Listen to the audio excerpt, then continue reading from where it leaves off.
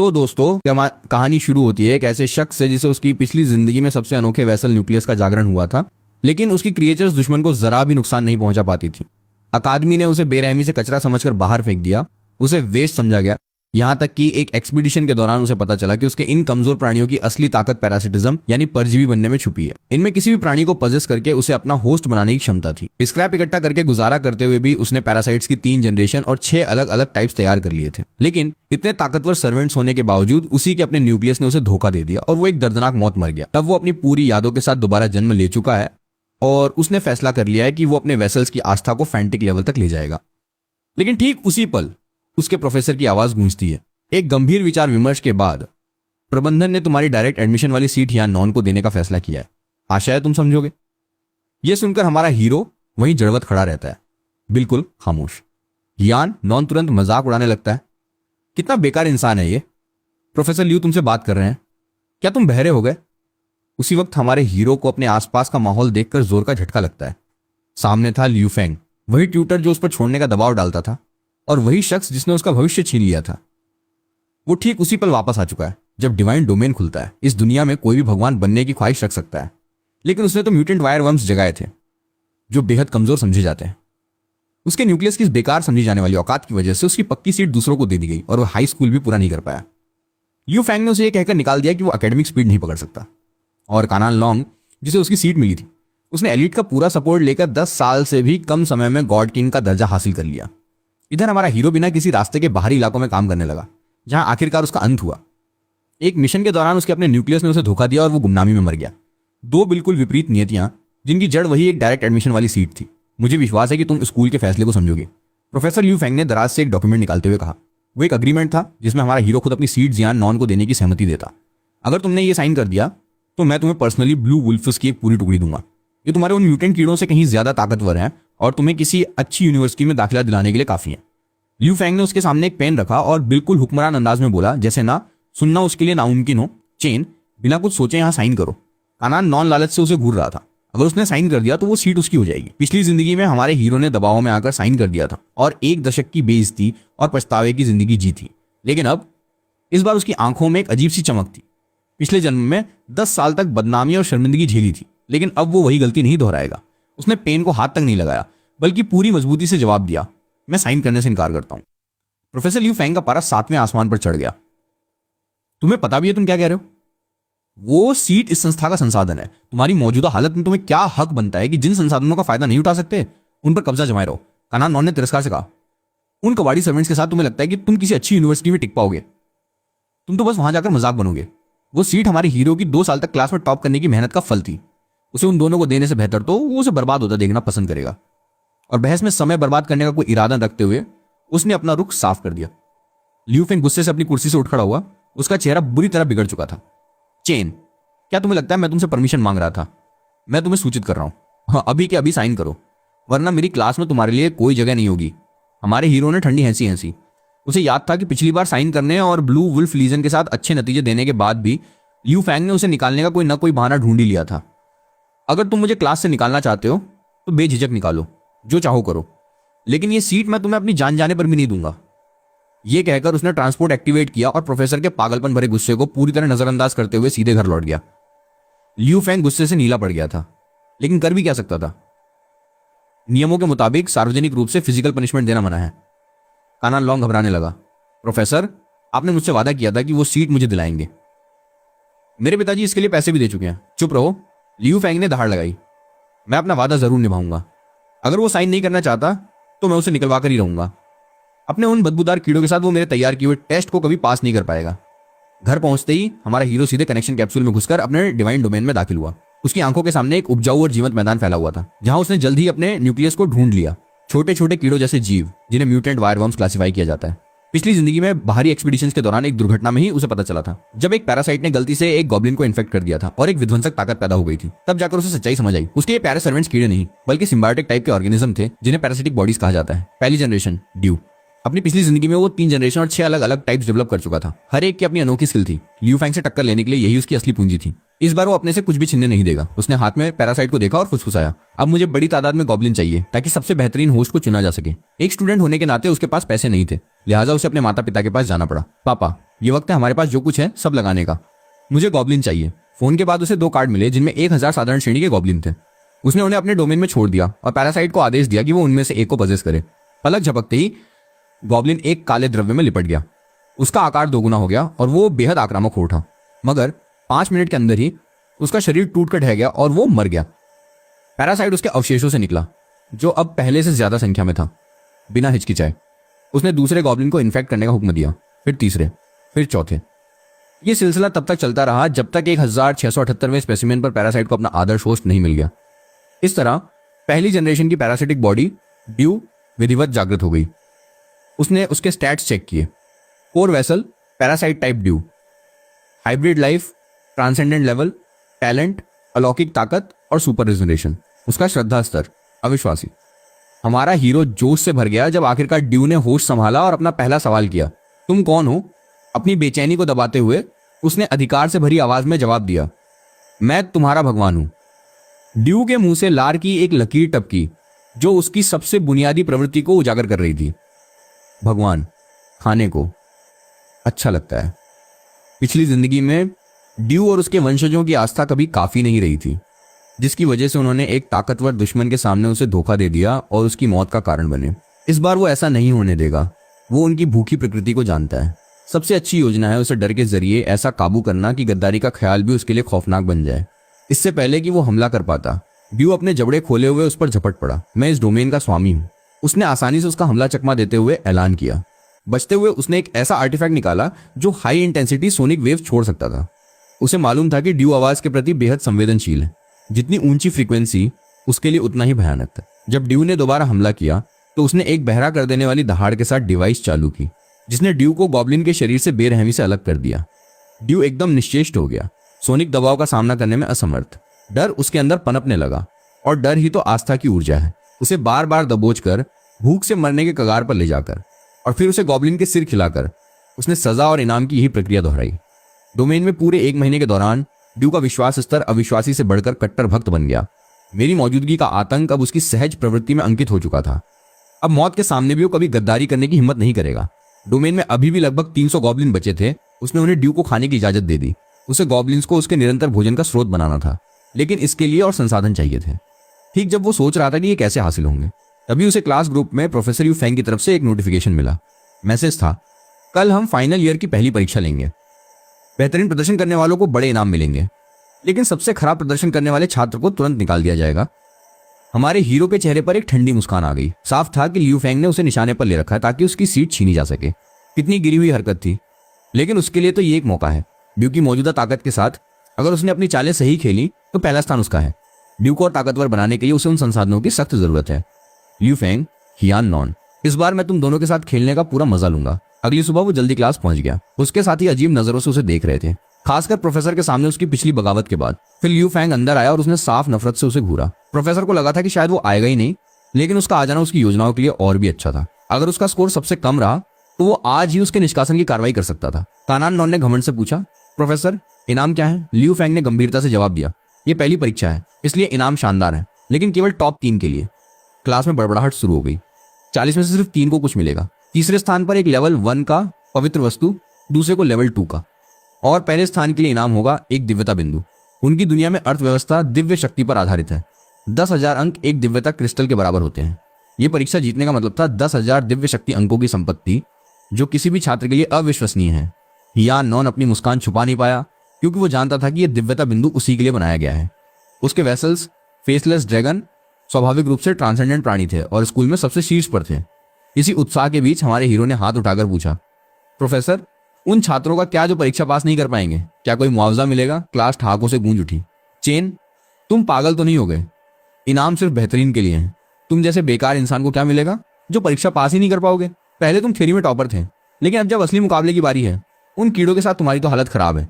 बस दुआ करो कि पहले ही सेकंड में बाहर ना हो जाऊं। लियू फेंग ने चुप्पी का इशारा किया और बनावटी शांति से जवाब दिया, जो पास नहीं करेंगे वो फेल होंगे, और जाहिर है उन्हें कुछ नहीं मिलेगा। इसके अलावा सबसे खराब प्रदर्शन करने वाले को निकाल दिया जाएगा। कोई और सवाल? इस पर हमारे हीरो ने पूछा, और अगर कोई मेरे मिशन के लक्ष्यों को चुराने की कोशिश करे तो उसकी सजा क्या होगी? मजाक और तेज हो गया। तुमसे कौन चुराएगा? वायर वर्म वाले से कौन चीज छीनेगा? कितनी बड़ी बड़ी बातें करते हो। अगर तुमसे कोई चुराएगा तो सिर्फ इसलिए कि तुम कमजोर हो। दूसरे ने चिल्लाकर कहा। लियू फैंग ने गंभीरता से दखल दिया। चेन, तुम्हारी चिंता बेमानी नहीं है, लेकिन तुम्हें समझना होगा कि परीक्षा असली हालात को दर्शाती है। अगर कोई तुमसे चुराता है तो यही साबित होता है कि तुम में ताकत की कमी है। एक प्रोफेसर के तौर पर मुझे सिर्फ आखिरी नतीजों से मतलब है। हमारे हीरो ने चुपचाप सिर हिलाया। उसकी योजना तो पहले ही तैयार थी। अगर और कोई सवाल नहीं है तो परीक्षा शुरू हो। मुझे उम्मीद है सबको अच्छे नतीजे मिलेंगे। उन्हें एक मूल्यांकन स्थल पर भेजा गया जो असली परिस्थितियों का अनुकरण करने के लिए बनाया गया था। हालांकि वो वहां लड़ रहे थे, पर चेतना के प्रक्षेपण होने के कारण कोई भी सच में नहीं मरेगा। परीक्षा की जरूरतें उसकी आंखों के सामने आ गईं। इलाका हजारों ग्रे रेन हॉक से भरा पड़ा है। हर एक के सिर पर एक मोटा सा पंख होता है। कम से कम 100 इकट्ठा करने हैं। जितने ज्यादा पंख उतना ऊंचा ग्रेड। हमारे हीरो को लियू फैंग की मंशा साफ समझ आ गई। ग्रे रेन हॉक्स का सबसे पसंदीदा भोजन वायर वर्म्स हैं। ये पक्षी उसके वैसल्स को दूसरे किसी भी शिकार से पहले निशाना बनाएंगे। साथ ही उड़ने वाले होने की वजह से ज्यादातर जमीनी प्राणियों के लिए इन्हें पकड़ना बेहद मुश्किल है। इसके विपरीत जियान नॉन के पंख वाले ड्रैगन इनके प्राकृतिक शिकारी हैं। सब कुछ पहले से तय था, लेकिन हमारा हीरो रुकने वालों में से नहीं था। उसने अपने डोमेन से जुड़कर ड्यू को आजाद किया। आमतौर पर एक गॉब्लिन 1 मीटर का होता है, लेकिन ड्यू के प्रभाव और उसकी ट्रेनिंग के बाद उसका शरीर बढ़कर 3 मीटर का हो गया था। एक विशाल काला दानव जो देखने में बेहद डरावना था, लगभग हीरो स्तर को छू रहा था। इस परीक्षा के इनाम से मैं उसकी जीवन रैंक बढ़ा सकूंगा और दूसरी जनरेशन शुरू कर सकूंगा। लियू फैंग, इस बार तुम्हारी चाल तुम पर ही भारी पड़ेगी। ड्यू ने उत्सुकता से माहौल देखा और फुसफुसाया, मेरे भगवान, मुझे भूख लगी है। जल्द ही तुम कुछ स्वादिष्ट खाओगे। हमारे हीरो ने उसे यकीन दिलाया। जहां बाकी छात्र पक्षियों को पकड़ने के नए नए तरीके खोज रहे थे, कोई जाल बिछा रहा था, कोई तीर कमान का इस्तेमाल कर रहा था, तो कोई पेड़ों पर चढ़ रहा था। हमारे हीरो की रणनीति बिल्कुल अलग थी। उसका लक्ष्य ग्रे रेन हॉक्स नहीं, बल्कि उसके अपने साथी छात्र थे। ड्यू उसे अपनी पीठ पर लादे बेहिसाब रफ्तार से दौड़ने लगा। थोड़ी ही देर में उन्होंने एक छात्र को खोज लिया जो जाल बिछाने के लिए अपने वेसल्स को निर्देश दे रहा था। वो छात्र हक्का बक्का रह गया। सबको पता था कि हमारे हीरो के वेसल्स आम कीड़े हैं, लेकिन उसके सामने तो एक विशालकाय जानवर था जो किसी गॉब्लिन की याद दिलाता तो था, लेकिन बहुत कम। इससे पहले कि वो कुछ पूछता, हमले का हुक्म दे दिया गया। ड्यू खुले जबड़ों से उस पर टूट पड़ा। इस स्तर पर ज्यादातर नए जागे हुए वेसल्स कमजोर होते हैं। ड्यू जैसी ट्रांसेंडेंट हाइब्रिड लाइफ फॉर्म एक अजय शक्ति थी। कुछ समझ पाता उससे पहले ही वो छात्र निगल लिया गया और उसकी चेतना उस स्पेस से गायब हो गई। बेशक असलियत में वो मरा नहीं, लेकिन उसकी परीक्षा वहीं खत्म हो गई। ड्यू बड़े चाव से चबा रहा था इस दावत का जश्न मनाते हुए। अच्छा, बहुत अच्छा। अगर पसंद आया तो खाते रहो। चलो अगले पर चलते हैं। हमारे हीरो ने पूरी बेरुखी से जवाब दिया। जहां वो छात्र गायब हुआ था वहां उसे 2 पंख मिले। अभी जरूरी 100 से बहुत कम थे, लेकिन ये तो बस शुरुआत थी। इधर दूसरी तरफ दूसरे इलाके में जियान नॉन अपने फेसलेस विंग ड्रैगन्स को लीड कर रहा था, बड़ी ही कुशलता से ग्रे रेन हॉक्स का सफाया करता हुआ। उड़ने वाले प्राणी होने के नाते यह परीक्षा उनके लिए खेल थी। जियान नॉन पहले से ही सोच रहा था कि अपनी दिव्य शक्ति का इनाम कहां खर्च करेगा। तभी एक छात्र उसके इलाके में दाखिल हुआ। जियान नॉन, फायर मत करना, मैं सिर्फ एक सौदा करने आया हूं, उस लड़के ने चापलूसी भरी मुस्कान के साथ कहा। यह था सांगवे, जिसके वेसल्स एलीट लेवल के आयरन ड्वार्फ थे। कान नॉन जरा भी विचलित नहीं हुआ। उसे विश्वासघात का डर नहीं था, क्योंकि वो वहां मौजूद किसी भी शख्स से खुद को बेहद श्रेष्ठ मानता था। सांगवे ने करीब आकर चापलूसी भरी मुस्कान से अपनी मंशा समझाई। साथी हियान नॉन, मैं तुम्हारे साथ एक डील करना चाहता हूं। कैसी डील? तुम भी वो दिव्यता का टुकड़ा चाहते हो, है ना? हियान ने अपनी आवाज में तिरस्कार भरते हुए पूछा। तुम भी दिव्यता के पीछे हो? ये तो नामुमकिन है। तुम्हारी ताकत से पहला स्थान बेशक तुम्हारा ही है, कोई छीन नहीं सकता। मेरा लक्ष्य दूसरा स्थान है, वो लेवल 2 की पवित्र वस्तु। सांगवे ने झट से समझाना शुरू किया। देखो, इस मूल्यांकन में मैं अपने मुख्य वेसल्स की पूरी क्षमता नहीं दिखा पा रहा। क्लास में 3-4 और हैं जिनका स्तर मेरे जैसा है। अगर मैं कुछ नहीं करता तो वो दूसरा स्थान उनमें से किसी के हाथ चला जाएगा। इसलिए मैं खास तुम्हारे पास आया हूं। मेरा इरादा तुमसे कुछ ग्रे प्लम स्पिरिट पंख खरीदने का है। हियान नॉन ने अविश्वास से पूछा, खरीदोगे? और भुगतान कैसे करोगे? एक लेवल 2 की पवित्र वस्तु कम से कम 2000 दिव्य शक्ति अंकों की है। अगर तुम मुझे इतनी रकम दे सकते हो तो मुझे तुम्हारी मदद करने में कोई गुरेज नहीं। 2000 बहुत ज्यादा है। मैं इस लेवल 1 की पवित्र वस्तु ही दे सकता हूं। ये तुम्हारे मुख्य वेसल्स के लिए बेहतरीन है। कहते हुए सांगवे ने हियान नॉन को उस वस्तु के गुण दिखाए। वो एक जीवाश्म पवन मुहर थी, जिसे डिवाइन डोमेन के केंद्र में समाहित करने पर वेसल्स को आसमान के पंख क्षमता सीखने का मौका मिलता था। अगर उस प्राणी में पहले से उड़ने की क्षमता है तो संभावना काफी बढ़ जाती है। हियान नॉन की आंखें चमक उठी। ठीक वैसे ही जैसे सांगवे ने कहा, यह वस्तु उसके लिए एकदम सही थी। ये उसके टेरोडेक्टाइल्स और इंडेंट्स के साथ पूरी तरह मेल खाती थी। और फिर जिस कुशलता से ये ग्रे प्लम हॉक्स पकड़ रहे थे, सांगवे को दूसरा स्थान दिलाना तो आसान काम होगा। कानॉन ने तुरंत सौदा मान लिया। दोनों में सहमति बन गई। जैसे ही सांगवे को दूसरे स्थान का इनाम मिलेगा, वो पवित्र वस्तु हियान नॉन को दे देगा। बदले में जियान अपने प्राणियों को और तेजी से पंख इकट्ठा करने का आदेश देगा और उनका एक तेज सांगवे को देगा। सांगवे संतुष्ट था। आखिरकार वो अपनी सफलता के लिए भुगतान कर रहा है। प्रोफेसर लियू फेंग चुपचाप मूल्यांकन स्थल में छात्रों के प्रदर्शन पर नजर रख रहा था। उसका पूरा ध्यान हियान नॉन पर था, जिसके टेरोडैक्टाइल्स ने निराश नहीं किया था और बाकी छात्रों से कहीं ज्यादा तेजी से पंख जमा कर रहे थे। वह स्पष्ट रूप से सबसे आगे था। और हाँ, सांगवे और हियान नॉन के बीच का सौदा भी उसकी तीखी नजरों से बच नहीं पाया था। उसे तेज दिमाग वाले छात्र बुरे नहीं लगते थे। असल में उसे लगता था कि जो लोग जानते हैं कि कब झुकना है और कब समझौता करना है, वो ज्यादा साधने लायक है। भविष्य में वो सांगवे के मुख्य वेसल्स को मजबूत करने के लिए और संसाधन दे सकता था। आखिरकार ब्लैक आयरन गॉब्लिन स्वभाव से एलीट लाइफ फॉर्म है और मशीनरी के माहिर हैं। अगर उन्हें पर्याप्त संसाधन मिल जाएं तो उनकी लड़ने की क्षमता को कम करके नहीं आंका जा सकता। टॉप छात्रों पर नजर रखने के बाद लियू फेंग को हमारे हीरो की याद आई और फिर उसने कुछ ऐसा देखा जिससे उसके होश उड़ गए। पहले ही 18 छात्र मूल्यांकन से बाहर हो चुके थे और उनके स्कोर 0 थे। ये देख प्रोफेसर लियू फेंग का दिल जोर से धड़क उठा। सबके 0 अंक। प्रोफेसर ने झट से वजह समझने के लिए रिकॉर्डिंग चेक की। ये सब तबाही मचाने वाला हमारा हीरो था। बिना रुके दूसरों पर हमला करते हुए उसने उस विशाल और डरावने जीव का इस्तेमाल किया। ये चैनिन, और ये तो खुद अपनी बर्बादी को बुलावा देना है। अज्ञात वेसल्स का इस तरह बेशर्मी से इस्तेमाल करना, ये तो साफ धोखाधड़ी है। इसी बहाने में उसका तत्काल निष्कासन करवा सकता हूँ। प्रोफेसर यू फेंग गुस्से से दहाड़ उठा। निष्कासन, एक और सीधा हमला हमारे हीरो पर। इधर मूल्यांकन स्थल में हमारा हीरो जितना ज्यादा लूटता उतना ही ताकतवर महसूस करता। ड्यू की जबरदस्त ताकत के आगे बाकी साथियों के पास जरा भी विरोध करने का मौका नहीं था। इससे उसे शक्ति का असली स्वाद चखने को मिल रहा था, लेकिन वो अभी भी संतुष्ट नहीं था। सभी छात्रों में से सिर्फ जियान नॉन ही पहले स्थान के लिए उसका असली प्रतिद्वंदी था। जब तक वो उसे बाहर नहीं कर देता उसे चैन नहीं मिलेगा। उसने अपनी खोज तेज कर दी और लगातार आसमान छानता रहा, जब तक आखिरकार उसे उसके बिना दांत वाले टेरोडैक्टाइल्स का निशान नहीं मिल गया। तुम्हें ढूंढ लिया, उसने अपने मन में जोश भरी आवाज में फुसफुसाया। पिछली जिंदगी में उसे मौका नहीं मिला था, लेकिन इस जन्म में वो अपने पुराने अस्तित्व का बदला लेने के लिए हियान नॉन को पूरी तरह तबाह करके रहेगा। वेनम, अब से तुम मुझसे जुड़ जाओगे। मैं खुद इस नरसंहार का मजा अनुभव करना चाहता हूं, उसने वेनम को आदेश दिया। इतने सारे दिमाग खाने के बाद वेनम की उस पर आस्था अब पूर्ण और कट्टर थी। उसने तुरंत गॉब्लिन के शरीर को छोड़ा और हमारे हीरो से चिपक गया। पलक झपकते ही वो 4 मीटर ऊंची एक आकृति में बदल गया। उसने फिर से उस सिम्बायोट से ढैंके होने का एहसास महसूस किया। उसका शरीर एक ऐसी ताकत से लबरेज था जो उसे सर्वशक्तिमान होने का एहसास करा रही थी, लेकिन इसमें कमजोरियां भी थीं। वो मूल शरीर नहीं था, इसलिए वेनम के साथ उसकी अनुकूलता आदर्श नहीं थी। वो उसकी सिर्फ 80% शक्ति इस्तेमाल कर सकता था। और सबसे बड़ी बात, विलय के दौरान वेनम लगातार उसकी जीवनी शक्ति खत्म कर रहा था। सुरक्षा के लिहाज से वो इस अवस्था में सिर्फ 2 घंटे ही रह सकता था। अगर समय पार हुआ तो उसके अंग बेकार होने लगेंगे।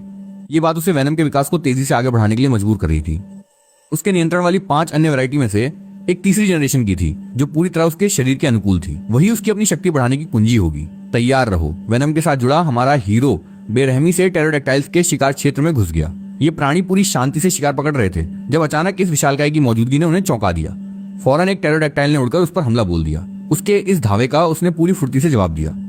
उसने अपने शरीर के सिम्बायोट को नियंत्रित कर अपने दाहिने हाथ में केंद्रित कर लिया, जो कई गुना बढ़कर एक विशाल पंजे में बदल गया। उसने हवा में ही टेरोडैक्टाइल को पकड़कर उसकी हरकत बेअसर कर दी। फिर वेनम से ढैंके उसके चेहरे पर तीखे और भयानक दांतों की एक कतार दिखी। एक ही बार में उसने टेरोडैक्टाइल की हड्डियों का ढांचा चबा डाला। उसकी खोखली हड्डियां उसके जबड़े का कोई मुकाबला नहीं कर पाई। वो प्राणी उसी पर खत्म हो गया। अपने वैसल की मौत का एहसास होते ही हियान नॉन बाकी दल के साथ उस जगह पर पहुंचा और उसने जो देखा वो किसी बियाबानी मंजर से कम नहीं था। वेनम जोर जोर से उस टेरोडैक्टाइल का सिर चबा रहा था और उसके दिमागी तरल पदार्थ चूस रहा था। हियान नॉन का दिमाग गुस्से से पागल हो गया। कमीने, तुम किस तरह के राक्षस हो? हिम्मत कैसे हुई मेरे वैसल को मारने की? हियान नॉन ने पूरे जोर से दहाड़ लगाई। हमारे हीरो ने अपना भोज रोका और जानबूझकर अपने सिर से सिम्बायोट हटाया ताकि अपना चेहरा दिखा सके।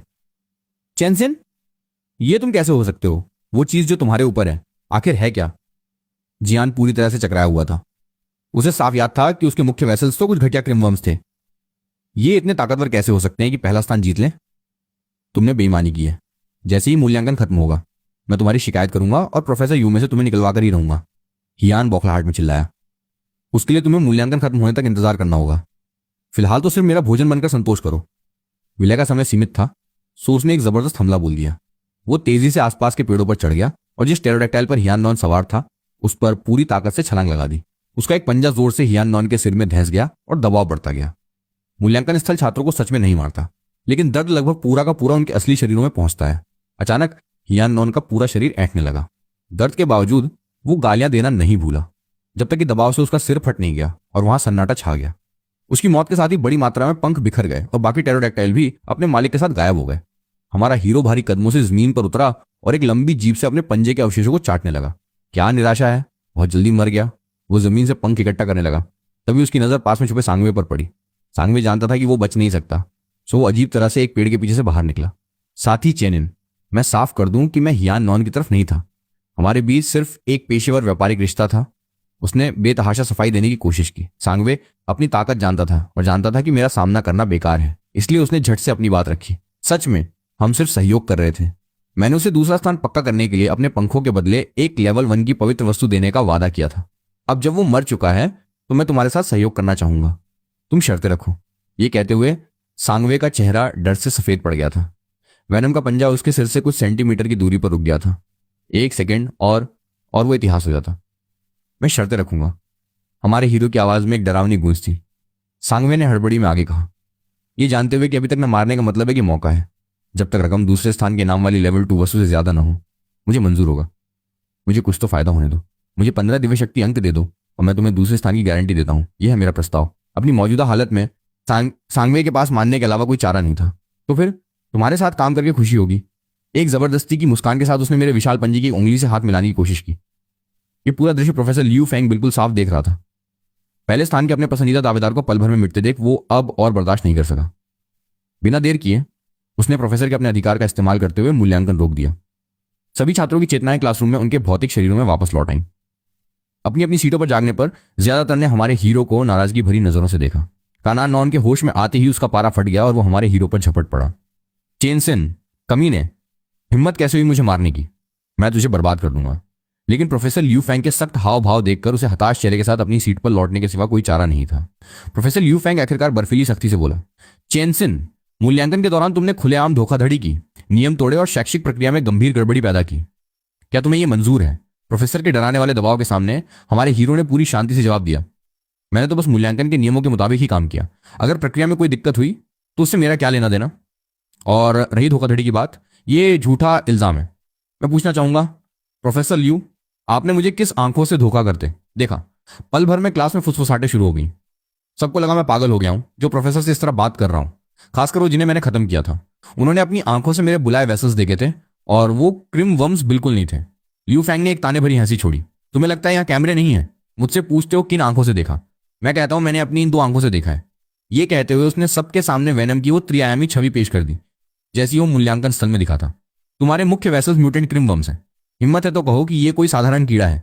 सबूत सामने होने के बावजूद हमारे हीरो ने बिना जरा भी घबराहट के अपना रुख कायम रखा। जी बिल्कुल है, यही है मेरा म्यूटेंट केम वर्म। प्रोफेसर यूफेंग गुस्से से फटने ही वाला था। दिखता है तुम अपनी मौत देखे बिना नहीं मानोगे। अगर यही रवैया रखना है तो रखो। मैं अभी उच्च प्रबंधन से अपील करता हूं कि तुम्हें एक बदमाश समझकर निकाल दिया जाए। अपील तुरंत निदेशिका साओलिन के पास पहुंची। एक सेकंड बाद वो क्लास में आ गई। निदेशिका साओ, ये छात्र, मैं अब इसे काबू नहीं कर सकता। इसने बेशर्मी से धोखाधड़ी की और दूसरे साथियों पर हमला किया, मूल्यांकन की बुरी तरह तोड़फोड़ की। ये माफी के लायक नहीं। लियू फेंग ने तुरंत निदेशिका के सामने आरोप लगाना शुरू कर दिया। साओलिन ने अपनी निगाह हमारे हीरो पर टिका दी। छात्र चेन, क्या प्रोफेसर यूफेंग जो कह रहे हैं सच है? उसने ठंडी सांस छोड़ते हुए जवाब दिया, पूरी तरह झूठ है। वो बेतहाशा मुझे झुठलाने की कोशिश कर रहे हैं। वो एक षड्यंत्रकारी हैं। सिफारिशी सीटें स्कूल के संसाधन हैं और मेरी मांग है कि उन्हें ज्यादा योग्य छात्रों को दिया जाए। इसमें गलत क्या है? और हम यहाँ तुम्हारी धोखाधड़ी पर चर्चा कर रहे हैं, सीटों पर नहीं। हमें भ्रमित करने की कोशिश मत करो। प्रोफेसर यू ने दोबारा मूल्यांकन स्थल की तस्वीरें प्रोजेक्ट की। निदेशिका साओ, जैसा कि आप जानती हैं उसके वेसल्स म्यूटेंट केन वर्म्स हैं, लेकिन जरा इन तस्वीरों को देखिए। ये जीवन रूप किसी कीड़े जैसा बिल्कुल नहीं है। यह धोखाधड़ी का अटूट सबूत है। निदेशिका साओलिन ने रिकॉर्डिंग देखी और उनका माथा सिकुड़ गया। छात्र चैनिन, क्या तुम अपनी सफाई में कुछ और कहना चाहोगे? निदेशिका ने बोलने का मौका देते हुए पूछा। मेरे पास समझाने को कुछ नहीं है। निदेशिका, अगर आपको सच जानना है तो मेरे डिवाइन डोमेन में जाइए और खुद देख लीजिए। उसने अपना संयम बनाए रखा क्योंकि वो भली भांति जानता था कि उसने कुछ भी गैरकानूनी नहीं किया है। साओलिन ने सिर हिलाया और उसकी इजाजत पाकर अपने अधिकार का इस्तेमाल करते हुए उसके डोमेन में प्रवेश किया। भीतर उन्होंने उसके मुख्य वेसल्स को देखा। उन्हें किंग वर्म्स दिखे। फिर हमारे हीरो ने उन्हें अपनी खास तकनीक दिखाने का हुक्म दिया। उसके आदेश पर कीड़े एक गॉब्लिन के शरीर पर जमा हो गए और वेनम की उस राक्षसी परछाई में बदल गए। उसकी ट्रांसेंडेंट लेवल की हाइब्रिड जीवन आभा ने निदेशिका साओलिन को हिलाकर रख दिया। यह तो सचमुच अविश्वसनीय है कि कोई जीवन इतना आश्चर्यजनक हो सकता है। उनके आश्चर्य के बाद मुझे देखने का उनका नजरिया पूरी तरह बदल गया। छात्र चेन, धोखाधड़ी की आशंकाएं दूर हो गई हैं। भविष्य में भी इसी तरह मेहनत करते रहो। मुझे तुम्हारी भविष्य की उपलब्धियां देखने की उम्मीद है। मुझे ये शब्द कहकर वो मेरे डोमेन से बाहर चली गई। उन्हें लौटता देख प्रोफेसर यूफेंग बेसब्री से आगे बढ़े। निदेशिका, जैसा मैं कह रहा था वो कर रहा था। निदेशिका ने एक मजबूत इशारे से उन्हें रोका। प्रोफेसर लियू, मैं जांच कर चुकी हूँ। छात्र चेन ने कोई धोखाधड़ी नहीं की है।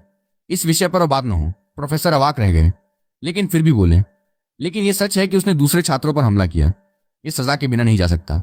साओलिन ने दोबारा थ्योरी चढ़ाई और मुझसे पूछा, चेन, क्या यह सच है? हमारे हीरो ने पूरी ईमानदारी से हाँ कह दिया। लेकिन मैंने तो सिर्फ प्रोफेसर रियू के निर्देशों का पालन किया था। हालांकि मैं पहले से तैयार था। मैंने सब कुछ रिकॉर्ड कर लिया है। निदेशिका साओ ने मेरी रिकॉर्डिंग देखी और उनका चेहरा सख्त हो गया। प्रोफेसर यू, जरा मेरे साथ बाहर आइए। दोनों के क्लासरूम छोड़ते ही हॉल में हाहाकार मच गया। ये उन्होंने अभी अभी क्या देखा? चेन सिन ने प्रोफेसर का सामना किया और हर उम्मीद के विपरीत जीत गया। भाई सिन, तुम तो जीनियस हो। स्वेई तुम्हें सलाम करता है। सांगवे ने सम्मान दिखाने के लिए अपना सिर झुकाया। हमारा हीरो बस चुपचाप मुस्कुराया। ये तो बस उसके बदले की शुरुआत है। हियान ने उसे गहरी नफरत भरी नजर से घूरा। काफी देर बाद प्रोफेसर लियू फैंग सिर झुकाए क्लास में लौटे। निदेशिका से उनकी जमकर फटकार हुई थी और उनका बोनस भी काट लिया गया था। उन्होंने हमारे हीरो को नाराजगी से देखा, लेकिन उन्हें साओलिन के आदेश मानने के सिवा कोई चारा नहीं था। इस मूल्यांकन का पहला स्थान चेन सिन का है, उन्होंने गुस्से भरी आवाज में ऐलान किया। उसी वक्त हमारा हीरो खड़ा हो गया। प्रोफेसर यू, मैं सोच रहा हूँ कि क्या आपने पहले जो कहा था वो अब भी लागू है। आपकी बात कायम है कि दिव्य शक्ति का इनाम आपके खाते में जमा कर दिया जाएगा। लियू फैंग ने झुंझलाकर जवाब दिया। मेरा मतलब उससे नहीं है। मेरा मतलब है आपका वो नियम कि सबसे खराब नतीजे वाले छात्रों को निकाल दिया जाएगा। वो नियम अब भी लागू है क्या? बोलते हुए उसने क्लास पर नजर दौड़ाई। 20 से ज्यादा साथी ऐसे थे जिनके मेरे हमलों की वजह से 0 अंक थे। यानी अगर नियम लागू हुआ तो अभी आधी क्लास को निकालना पड़ेगा। न सिर्फ प्रोफेसर यू फेंग, बल्कि आधे छात्र मुझे दबी नफरत से देखने लगे। प्रोफेसर अंदर ही अंदर कड़वा पछतावा कर रहे होंगे। उन्होंने जो भी नियम मुझे बर्बाद करने के लिए बनाए थे वो सब अब उन्हीं के खिलाफ जा रहे थे। ये उन पर हमला करने का सबसे सटीक हथियार बन गया था। इस बार उन्होंने अपने छात्रों के सामने अपनी सारी इज्जत खो दी थी। प्रोफेसर लियू फैंग के कुछ प्रतिक्रिया दे पाते उससे पहले ही हमारे हीरो ने ठंडेपन से कहा, प्रोफेसर, इसे इतना गंभीरता से न ले। मैं तो बस मजाक कर रहा था। जैसे मैं सच में कहूंगा कि खराब अंक वाले सभी छात्रों को निकाल दो। लेकिन फिर उसने तुरंत धमकी भरे अंदाज में कहा, हालांकि मैं आपको सलाह दूंगा कि भविष्य में संभल कर रहें और गंदी चालें चलना बंद करें, वरना नुकसान आपको ही हो सकता है। सुरक्षा निदेशक लियू फेंग अपनी आंखें फाड़े बिना कुछ बोले खड़े रहे। एक लंबी और बोझिल सांस के बाद बमुश्किल 2 शब्द निकाल पाए, खत्म हुआ। अपने घर लौटकर हमारे हीरो ने सबसे पहले मूल्यांकन का इनाम, एक दिव्यता अंक प्राप्त किया और थोड़ी देर बाद सांगवे से 15 दिव्य शक्ति अंकों का ट्रांसफर भी मिला। चेनिन, तुम कमाल हो। अब से मैं तुम्हें भाई सिन बुलाऊंगा, सांगवे का मैसेज था। आज प्रोफेसर यूफेंग के सामने उसके विद्रोही रवैये ने सांगवे को उत्साह से भर दिया था। हमारे हीरो ने वो 15 अंक स्वीकार किए और अच्छे मूड में जवाब दिया, भविष्य में सहयोग के और भी मौके आएंगे। कुल 11,500 दिव्य शक्ति अंकों के साथ ये मूल्यांकन पूरी तरह सफल रहा। एक तीसरे वर्ष के हाई स्कूल छात्र के लिए यह असली में बहुत बड़ी दौलत थी। लेकिन वो ये भी जानता था कि इसके बाद लियू फैंग के साथ उसके रिश्ते पूरी तरह टूट चुके हैं। वो जल्द ही दोबारा उसे बर्बाद करने की कोशिश करेगा। उसके भविष्य के हमलों से बचने के लिए उसे और भी ज्यादा ताकतवर बनना होगा। उन 11,500 अंकों में से उसने 5,000 वैनम के भोजन के लिए गॉब्लिन खरीदने में लगा दिए। 5 कार्ड, हर एक में 1,000 साधारण गॉब्लिन उसके हाथ में आ गए। उसने कार्ड से गॉब्लिन्स को सीधे अपने दैवीय डोमेन में छोड़ दिया और उन्हें अपनी मर्जी से प्रजनन और विकास करने दिया। 5,000 गॉब्लिन देखने में ज्यादा नहीं लगते, लेकिन कुछ समय के लिए वैनम का पेट भरने को काफी है। ये करने के बाद उसने वैनम को हीरो स्तर के जीव में विकसित करने की योजना शुरू की। वैनम की पदोन्नति के 2 रास्ते हैं। पहला है म्यूटेंट वायर पैरासाइट को खुद विकसित करना और दूसरा है होस्ट को मजबूत करना। उसने दोनों मोर्चों पर एक साथ हमला करने का फैसला किया। उसने दैवीय सभ्यता के बाजार की सूची छाननी शुरू की, पैरासाइट के लिए उपयुक्त प्राणियों की तलाश में। अनगिनत प्राणियों की सूची में से उसे जल्द ही 3 पहले स्तर की पवित्र वस्तुएं मिल गई जो एकदम फिट थी। पहला, रबर फल। इसे दैवीय कोर में समाहित करने पर संभावना बनती है कि कोर के सेवक लचीला शरीर प्राप्त कर लें। ये लंबे शरीर वाले जीवों के लिए आदर्श है और इसकी कीमत है 11 अंक। दूसरा, लाल टोटेम, जो कोर में समाहित करने पर सेवकों की ताकत थोड़ी बढ़ा देता है, कीमत 800 अंक। और तीसरा, पन्ना बेल, जो सेवकों की खुद को ठीक करने की क्षमता में हल्का सुधार करती है, लागत 1,000 अंक। तीनों के अपने फायदे हैं, लेकिन रबर फल सबसे ज्यादा प्रभावी है क्योंकि ये लचीले गुणों वाला शरीर देता है। इसने उसे पैरासाइट की दूसरी जनरेशन की एक वैरायटी की याद दिला दी जिसमें ऐसी क्षमताएं थी। उसने तुरंत अपना फैसला ले लिया, वो लेवल 1 का रबर फल चुनेगा। दिव्य शक्ति खर्च करने के बाद रबर फल तेजी से उसके हाथों में आ गया। उसने इसे दैवीय कोर में एकीकृत किया और उसी पर डोमेन के केंद्र से खास ऊर्जा फूट पड़ी और सारे पैरासाइट्स को ढक लिया। उनमें से लगभग 10% प्रभावित हुए जो ज्यादा मजबूत हो गए और उनमें अद्भुत लचीलापन आ गया। उसने एक को परीक्षण के लिए उठाया, मानो कोई रबर बैंड हो। वो आसानी से अपनी मूल लंबाई से 5 गुना तक खिंच सकता था। फिलहाल ये सिर्फ एक शारीरिक सुधार है, पूर्ण उत्परिवर्तन नहीं है। हालांकि इस बात से इनकार नहीं किया जा सकता कि जब पैरासाइट्स मिलकर वेनम बनाते हैं तो इस नई लचीली प्रकृति की वजह से उसका शरीर ज्यादा प्रतिरोधी हो जाता है और उसके हमले और भी जंगली हो जाते हैं। इसके बाद उसने होस्ट को बेहतर बनाने का फैसला किया। उसने 3 मजबूती की दवाइयों पर 600 अंक खर्च किए और सीधे उसके शरीर में इंजेक्ट कर दिए। दवाइयों ने तुरंत असर दिखाया। उन्होंने उस गॉब्लिन के जीवन स्तर में एक बड़ी छलांग लगवा दी और वो एक साधारण सेवक से ट्रांसेंडेंट स्तर का हो गया। अपने स्वयं के विकास और अपने होस्ट की पदोन्नति के बीच वेनम की संयुक्त ताकत में भारी वृद्धि हुई, जो हीरो श्रेणी के हाइब्रिड जीवन स्तर तक पहुंच गई। उसने एक नई क्षमता भी जागृत की, जिसका नाम था आर्बर पंचर, एक ऐसा मुक्का जो 5 मीटर तक फैल सकता था और एक बहुत प्रभावी मध्यम दूरी का हमला बन गया। इन सुधारों के बाद भी उसके पास 4800 दिव्य शक्ति अंक बचे थे।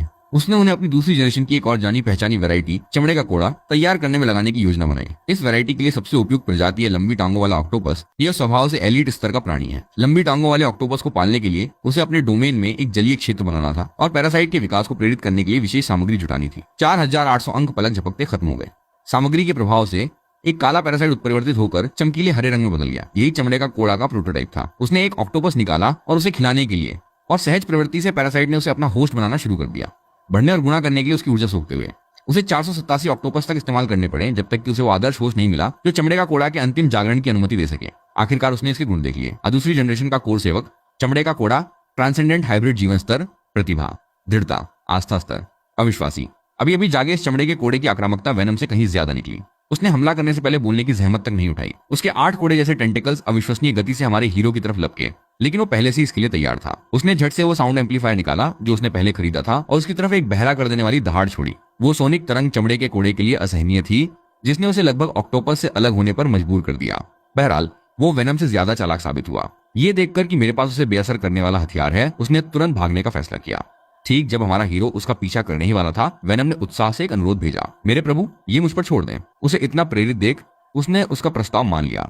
वेनम का डील डॉल किसी दानव की तरह रोबीला था और वो चमड़े के कोड़े पर झपट पड़ा। 8 टेंटिकल्स गुस्से से मार रहे थे, लेकिन वो वेनम के रबर जैसे शरीर पर बस खरोंचे ही लगा पा रहे थे, जो हर हमले को बिना हिले झेल रहा था। एक चूक का फायदा उठाकर वेनम ने एक साथ सारे टेंटिकल्स पकड़ लिए और आखिरकार अपने विशाल मुक्के से वो चमड़े के कोड़े के नरम सिर पर वार करने लगा। हर मुक्के के साथ वो जोर से चिल्लाता, बोल पापा। वेनम और हमारे हीरो की संयुक्त यातना के आगे चमड़े के कोड़े को आत्मसमर्पण करने में मात्र 20 दिन लगे।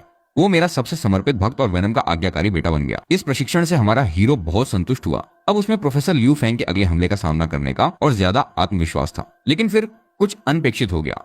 मूल्यांकन की घटना के बाद लियू फेंग चुप रहा। अगले पूरे महीने उसने मेरे खिलाफ कुछ नहीं किया और न ही बड़े इनामों वाले कोई नए मूल्यांकन हुए। इसकी वजह से मेरे डोमेन में गॉब्लिन और ऑक्टोपस गंभीर कुपोषण के लक्षण दिखाने लगे। हमारा हीरो खुद को असहाय महसूस कर रहा था। उसके माता पिता बहुत मदद नहीं कर सकते थे और स्कूल कोई चुनौती पेश नहीं कर रहा था। अगर ऐसा ही चलता रहा तो वेनम और चमड़े के कोड़े का विकास रुक जाएगा। ठीक जब निराशा उसे घेर रही थी, सांगवे उसके लिए ताजा खबर लाया। उसे पता नहीं कहां से, लेकिन उसने परित्यक्त सोने की खान में प्रवेश के लिए 2 टिकट हासिल कर लिए और पूछा कि क्या वो उसके साथ चलना चाहता है। ये नाम सुनते ही हमारे हीरो की आंखें चमक उठी। एक पुनर्जन्मे इंसान के रूप में उसके पास उस जगह की अंदरूनी जानकारी है।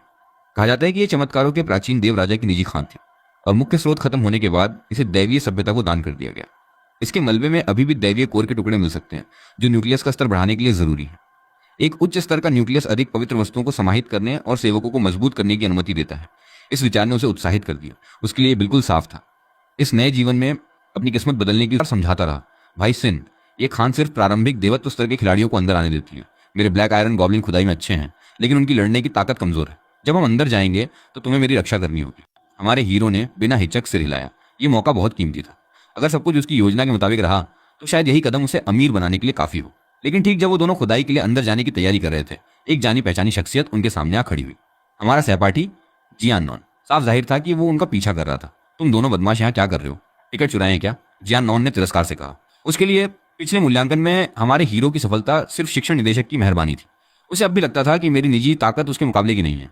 हमारे हीरो ने एक कदम आगे बढ़कर उसके कपड़े जोर से पकड़ लिए। मैं तुम पर समय बर्बाद नहीं करना चाहता था, लेकिन तुम हद कर रहे हो। क्या तुम भूल गए कि पिछली बार कैसे मैंने तुम्हारा सिर कुचल दिया था?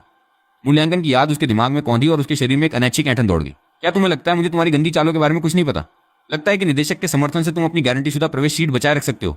जल्दी तुम्हें पता चल जाएगा कि तुम्हारा रक्षक किसी काम का नहीं है। यान नॉन ने खुद को छुड़ाते हुए कहा। उसने मुझे एक धूर्त नजर से देखा। उसी वक्त उसके पीछे एक लंबी और तगड़ी शख्सियत प्रकट हुई। सियोलॉन, क्या ये तुम्हारे जानने वाले हैं? कजिन, तुम ठीक समय पर आ गए। ये वही है जिसने गंदी चालों से मुझसे दिव्यता का एक अंग छीन लिया। यान लॉन्ग ने सो यांग से शिकायत करते हुए कहा। उसे अभी के अभी सियोलॉन को लौटा दे, वरना जब खान के अंदर जाओगे तो तुम्हारा वहां अच्छा नहीं होगा। सांगवे सो यांग के डील डॉल से भयभीत होकर कांपते हुए फुसफुसाया। भाई सिन, कहीं हम चले जाएं तो अच्छा। हमारे हीरो ने साफ इनकार कर दिया। इस खान के टिकट बहुत महंगे हैं यहाँ अंदर। अगर कोई मरता भी है तो साफ सबूत के बिना कानूनी नतीजे मुश्किल ही होते हैं। आज किसकी बेइज्जती होगी कौन जाने। उसने ठंडेपन से जवाब दिया। सू यांग ने एक मजाकिया हंसी छोड़ी। उम्मीद है तुम्हारी जिंदगी तुम्हारे मुंह से ज्यादा लंबी हो। हियान लॉन्ग ने गर्व से अपने कजिन की उपलब्धियां बखानी शुरू कर दी। मेरा कजिन युद्ध अकादमी का एक स्टार छात्र है, सबसे अच्छी यूनिवर्सिटियों में से एक। वो सेमी गॉड बनने से बस एक कदम दूर है। तुम दोनों को खत्म करना उसके लिए चींटी कुचलने से ज्यादा आसान होगा।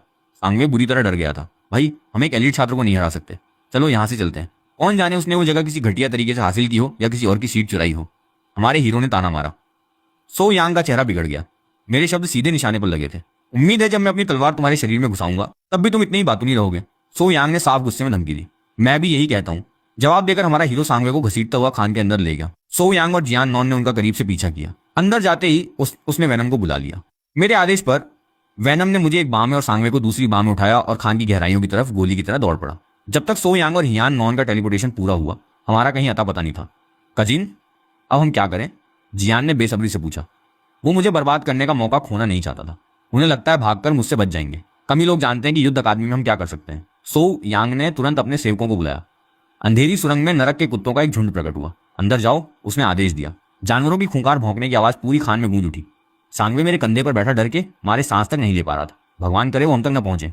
हमारा हीरो अपनी पिछली जिंदगी की यादों के सहारे सच्चे देवता के खंडहरों की सही जगह खोज रहा था। दैवीय सभ्यता में रैंक किस तरह है?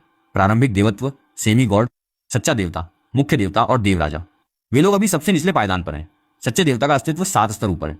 उसका मूल्य बेशुमार है। लेकिन खान की सुरंगें एक भूल भुलैया थी और वो दिशा नहीं पकड़ पा रहा था। तभी नरक का एक कुत्ता उन तक पहुंच गया और उसने बाकियों को सचेत करने के लिए एक बहरा कर देने वाली चीख निकाली। हमारे हीरो ने वेनम को उसे तुरंत खत्म करने का हुक्म दिया। वेनम ने बिना किसी मेहनत के उसे कुचल दिया। उसने झट से उस जीव का खून लिया और सांगवे और खुद को उसमें पोत लिया। वो उसकी अपनी गंध का इस्तेमाल हमारी गंध छुपाने में करेगा। इस तरह वो खोजी कुत्तों को भ्रमित कर देगा। थोड़ी देर बाद सो, लियान और जियान नॉन वहां पहुंचे, लेकिन निशान वहीं गायब हो गया। उनके कुत्तों ने हताशा में चक्कर लगाए जब तक उन्हें अपने साथी की लाश नहीं मिली। कमीने, इसने मेरे कुत्ते को मार डाला। सो यांग दहाड़ा। उसे हियान नॉन से पता था कि मेरे पास एक अजीब प्राणी है जो एक ट्रांसेंडेंट टेरोडैक्टाइल को भी मार सकता है। हियान नॉन घबराया हुआ था। कजिन, तुम्हें मेरी मदद करनी होगी। अगर तुमने उसे मार दिया तो मैं अपने पिताजी से कहूंगा कि तुम्हें जितने चाहिए संसाधन दें। सो यांग ने ठंडेपन से सिर हिलाया। कहने की जरूरत नहीं, मैं ये करूंगा। फिर उसने अपना तुरुप का पत्ता बुलाया। एक 3 सिरों वाला सरबेरस, नायक स्तर। उसके सार को ढूंढो, उन्हें खोजो, उसने आदेश दिया। उस दानव ने जल्दी खून की गंध के नीचे छुपे निशान को पकड़ लिया। पीछा करो, सो यांग चिल्लाया। इस दौरान सांगवे और हमारा हीरो लगातार भाग रहे थे। उसने वेनम को आदेश दिया कि वो रास्ते में सुरंग को तोड़ता चले ताकि रास्ता बंद हो और समय मिले। सांगवे अब थोड़ा शांत लग रहा था, लेकिन उसकी नजर सुनहरी चमकती नसों वाली दीवारों पर जा रही थी। भाई सिन, हम खुदाई नहीं करेंगे। इन नसों का मतलब है वहां सोना और न्यूक्लियस के टुकड़े हैं। रुको, हमारे हीरो ने जवाब दिया। असल में वो छुपे हुए प्रवेश द्वार को खोजने के लिए अपनी यादों को खंगाल रहा था। दिमाग पर जोर डालने के बाद उसे लगा कि वो बहुत करीब है। अचानक उसने एक असामान्य रूप से चिकनी और विशाल पत्थर की दीवार देखी, बिल्कुल वैसी ही जैसी उसे याद थी।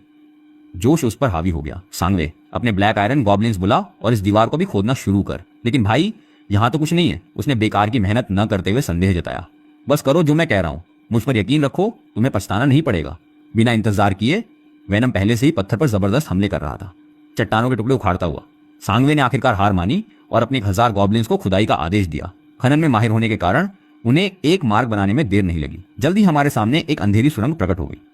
सांगवे ने झिझकते हुए आगे एक गॉब्लिन भेजा, लेकिन जैसे ही वो अंदर गया उससे संपर्क पूरी तरह टूट गया।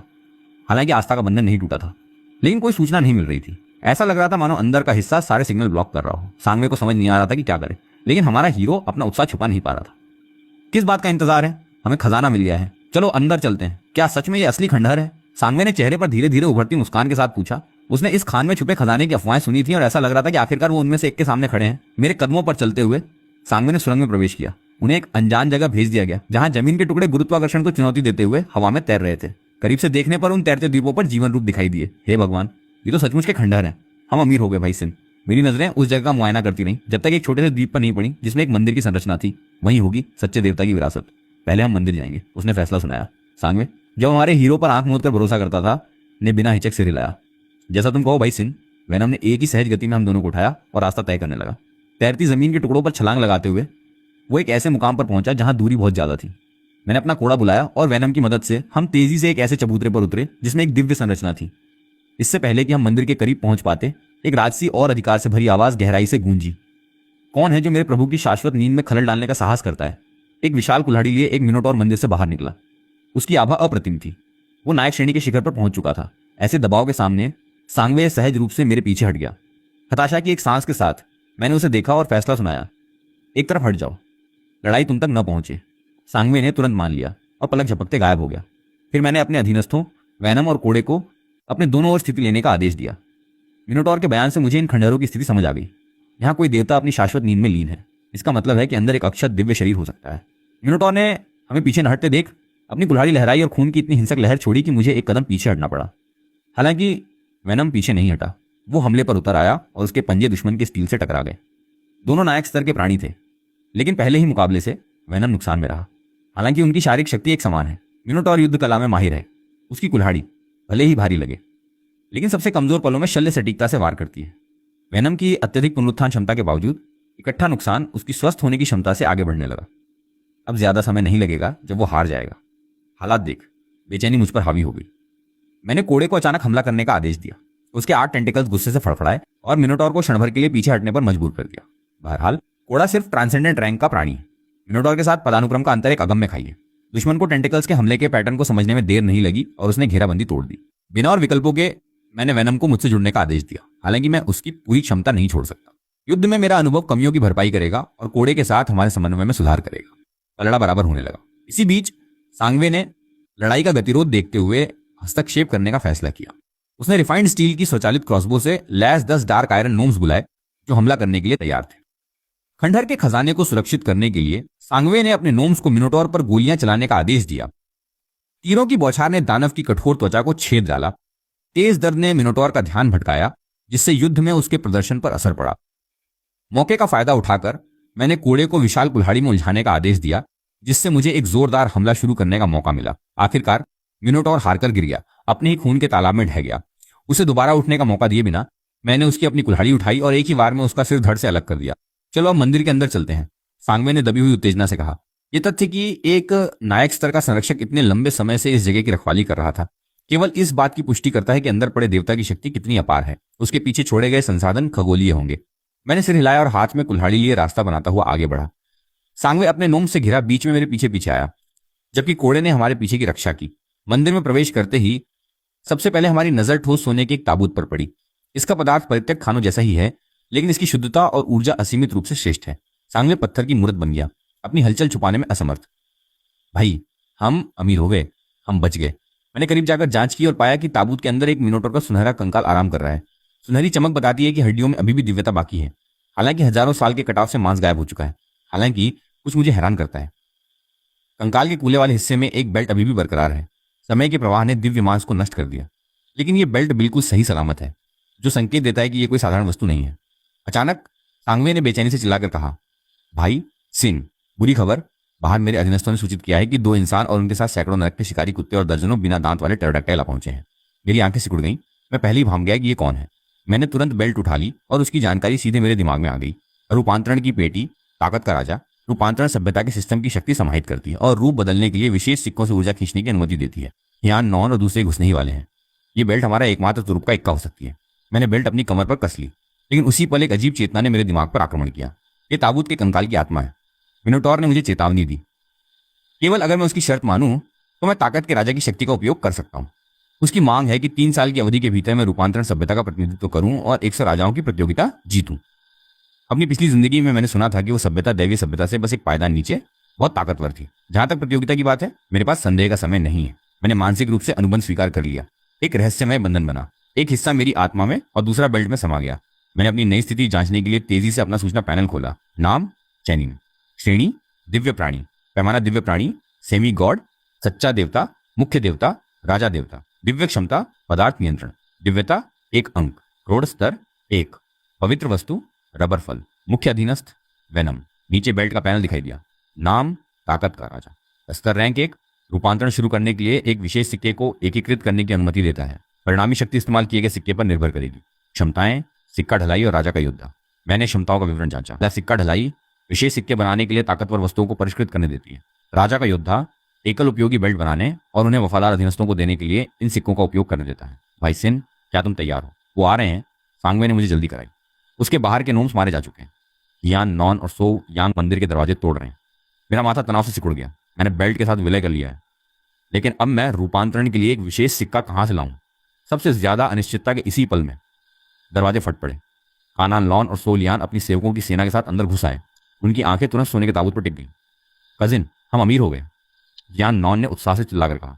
सिर्फ ताबूत की कीमत ही यात्रा को सही ठहराने के लिए काफी है, अंदर के खजानों की तो बात ही छोड़ो।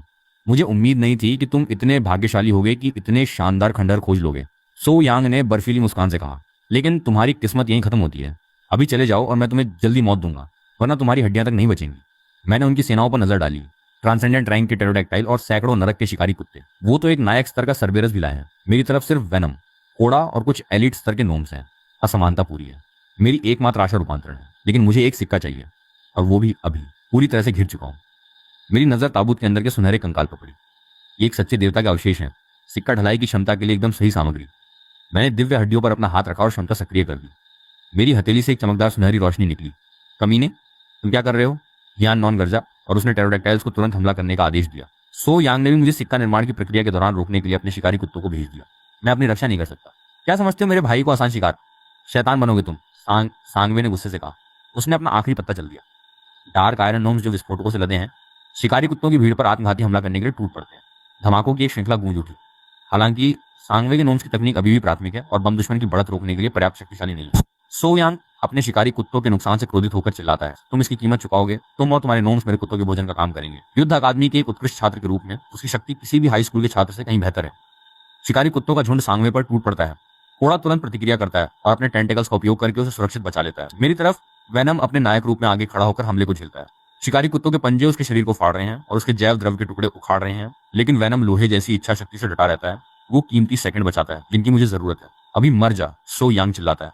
उसके आदेश पर सरबेरस के 3 सिर अपने जबड़े खोलते हैं और नरक की आग का एक बवंडर छोड़ते हैं। हाँ, लपटे वेनम की आकृति को पूरी तरह ढक लेती हैं। राख बन जा, सो यांग विवशता से हंसता है। वो जानता है कि एक बार वेनम खत्म हुआ तो मेरे पास बचने का कोई रास्ता नहीं होगा और खजाना उसका होगा। लेकिन सो यांग की किस्मत आखिरी सेकंड में जवाब दे देती है। इससे ठीक पहले कि आग मुझ तक पहुंचे, सिक्का ढलाई पूरी हो जाती है। एक सिक्का जो एक शानदार सुनहरी चमक छोड़ रहा है मेरे हाथ में प्रकट होता है। मैं बिना हिचक मैं उसे बेल्ट की दरार में डालता हूँ। रूपांतरण, दिव्य शक्ति बहती है और मेरे शरीर पर एक अति सुंदर सुनहरा कवच साकार हो जाता है। इसे पहनते ही मैं अपनी नसों में अनंत ताकत दौड़ती महसूस करता हूँ। मैं आगे की ओर झपटता हूँ, वेनम को घेरने वाली लपटों को चीरता हुआ। नरक की आग मुझे जलाने की बजाय सिर्फ एक उत्तेजक गर्मी का एहसास कराती है। दिव्य ऊर्जा की एक तीव्र गति से मैं दहन को खत्म करता हूँ और सदमे की लहर सरबेरस को 10 मीटर दूर फेंक देती है। मैं सो यांग को प्रतिक्रिया का समय नहीं देता। मैं उसकी ओर छलांग लगाता हूँ। मेरे पैरों के नीचे की जमीन मेरी ताकत के शुद्ध दबाव से टूट जाती है। मेरे जरा से संपर्क में आने पर शिकारी कुत्ते और टेरोडैक्टाइल चकनाचूर हो जाते हैं। सो यांग भयभीत होकर सरबेरस को उसे ढकने का आदेश देता है, लेकिन जब वो जियान नॉन को ढूंढने के लिए अपना सिर घुमाता है तो उसे बस उसकी आकृति एक टेरोडैक्टाइल पर सवार होकर बेतहाशा भागती दिखाई देती है।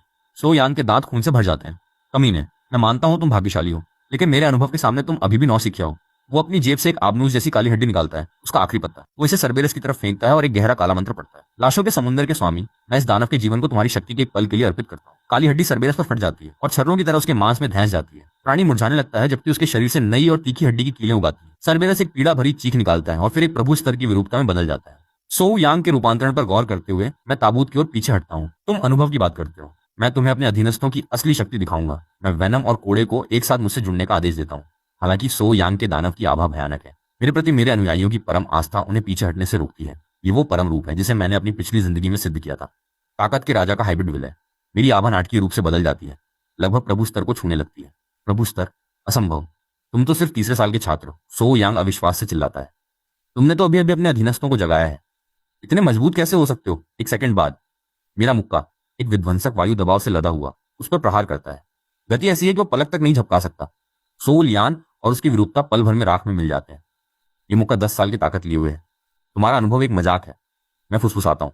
हालांकि मुझे नहीं पता कि कोई मुझे सुन सकता है। वो इस परम हमले को छोड़ने के बाद सिक्के की ऊर्जा खत्म हो जाती है। वेनम और कोड़ा मेरे शरीर से बाहर निकलकर जमीन पर गिर जाते हैं, पूरी तरह थके हुए, लगभग बेजान। मैं पूरी तरह खाली महसूस करता हूँ। एक चरम कमजोरी मुझ पर छा जाती है। मैंने अपनी सीमाएं पार कर दी हैं और खड़े रहने लायक भी नहीं बचा हूं। भाई, क्या तुम ठीक हो? सांगवे ने कामपति आवाज और सम्मान व अजीबियत भरी नजरों से पूछा और करीब आकर सावधानी से मुझे उठने में मदद की। वो अविश्वसनीय था। एक ही मुक्के से तुमने उस दानव और जियान नॉन के कजिन को मिटा दिया, लेकिन क्या तुम्हें लगता है उनका परिवार अकादमी में हमारी शिकायत करेगा? मैंने शांति बनाए रखी। एक परित्यक्त खान में बिना सीधे सबूत के कोई भी दावा बेकार है। हम कहेंगे कि ये खंडहरों में एक दुर्घटना थी। कोई हम पर कुछ साबित नहीं कर पाएगा। अपनी झूठी कहानी पक्की करने के लिए मैंने घटनाओं का एक संस्करण तैयार किया और सांगवे को रटा दिया। पहले तो वो हिचकिचाया, लेकिन जब मैंने सोने के ताबूत की कीमत बांटने का वादा किया तो संसाधनों की बदौलत उसकी परिपक्वता और स्थिरता एक झटके में लौट आई। ताबूत खुले बाजार के लिए बहुत भड़कीला है, तो हमने इसे भीतर ही प्रसंस्कृत करने का फैसला किया। सांगवे बहुत संतुष्ट था। वो जानता है कि लड़ाई में उसका योगदान आधा पाने का औचित्य नहीं रखता, लेकिन मैंने फिर भी दिया। रही बची दिव्य हड्डियों की बात, मैंने उसकी चुप्पी सुनिश्चित करने के लिए बांटने की कोशिश की, लेकिन उसने ईमानदारी से मना कर दिया। भाई सिंह, मेरी औकात कितनी है? आधा सोना लेना ही बहुत ज्यादा है। ये हड्डियां तुम्हारी ही होनी चाहिए।